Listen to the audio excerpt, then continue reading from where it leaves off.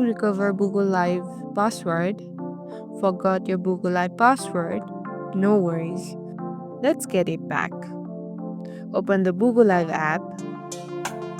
On the welcome screen, you will see sign in options like with phone number, with Facebook, with Google, and more.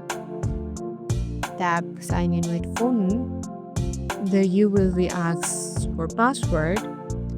Instead of logging in, tap forget password. Usually under the login button, type in the phone number or email link to your Google account. Tap next and check your inbox or message. Google will send you verification code.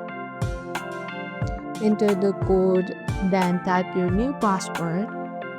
Tap done and boom, password changed. You are back in Google Live. Time to steam, scroll, or chat it up again. Easy fix, right? Tap like if this helped and subscribe for more speedy app tutorial. See you next time.